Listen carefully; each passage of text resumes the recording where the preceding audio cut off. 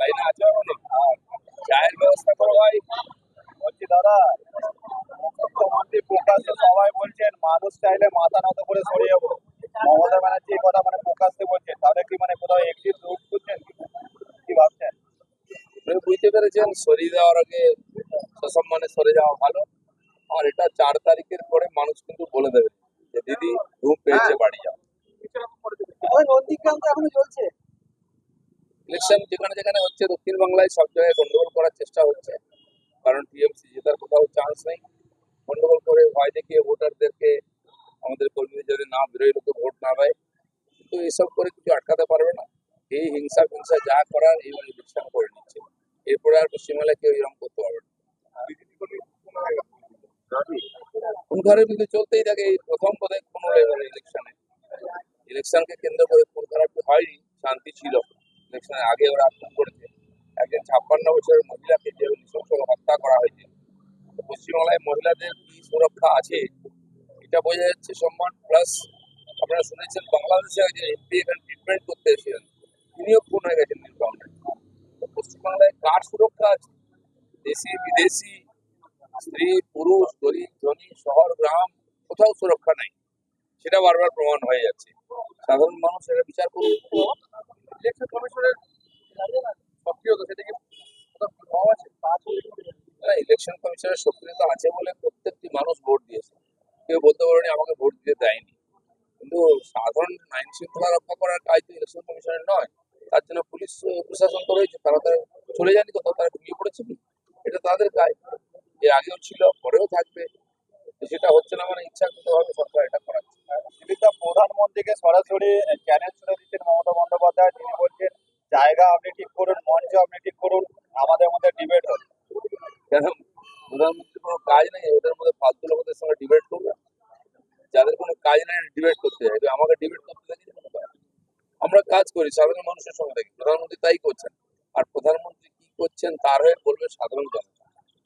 দাদা, গরু পাচার চক্রের অন্যতম পান্ডা এনামুলের সংস্থার টাকা দেখা যাচ্ছে যে দেবের সিনেমায় ইনভেস্ট করা হয়েছিল, পরে যদিও বলছেন যে দেব সেই টাকাটাকে ফিরিয়ে দিয়েছেন। দেখুন, এসব তথ্য প্রমাণ আছে বলেই ইডি সিবিআই ডাকছে, বহু লোক ওনাকেও ডাকা হয়েছে। এখন জবাব দেবেন উনি, তথ্য প্রমাণ যদি থাকে কোর্টে গিয়ে তার জবাব দিতে হবে। সেগুলো এক্সপোজ হয়ে গেছে, দেখা যাক। সেই বাঁকেতে যারা ঢুকেছে না, টিএমসি পার্টিতে যারা গেছে তাদের গায়ে কালি লেগেছে, বলতে পারবে না কেউ। তো সেই জন্য ঠিক করুন আমরা কোথায় থাকতে। দাদা, আজকে তো কলকাতা রাজপথে সাধু সন্তরা রাজপথে নামছেন, যে সনাতনী বিতর্ক, মমতা বন্দ্যোপাধ্যায়ের মন্তব্য, তার পরিপ্রেক্ষিতে প্রতিবাদ।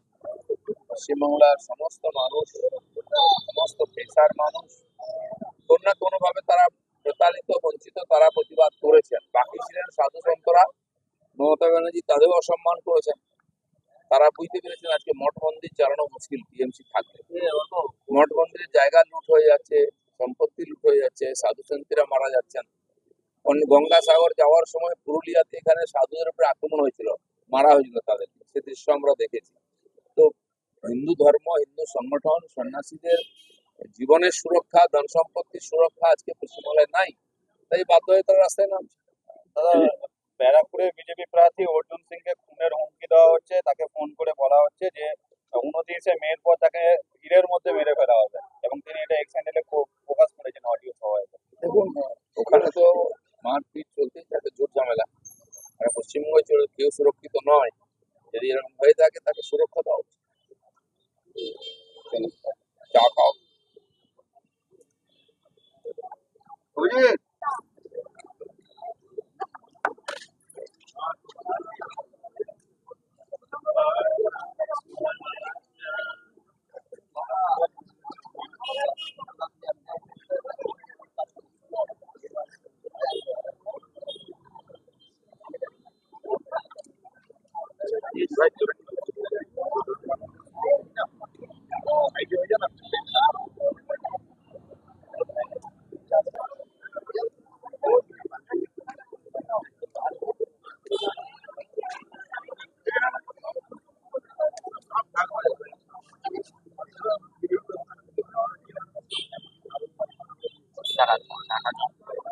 এই জলের বোতলটা নিচে নাও।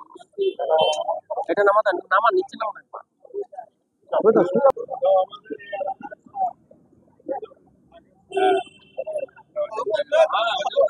মনটা ভালো থাকে।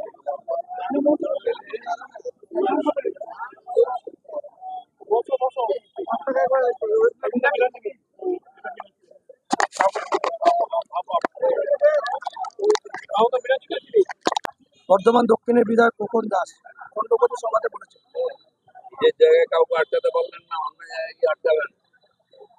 দম থাকলে নিজের জায়গায় আটকান।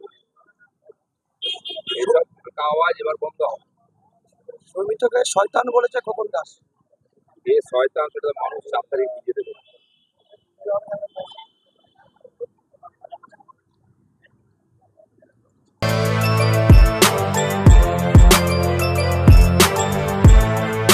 এখন অনেক বড় শ্রী লেদার্স হাওড়া ময়দান।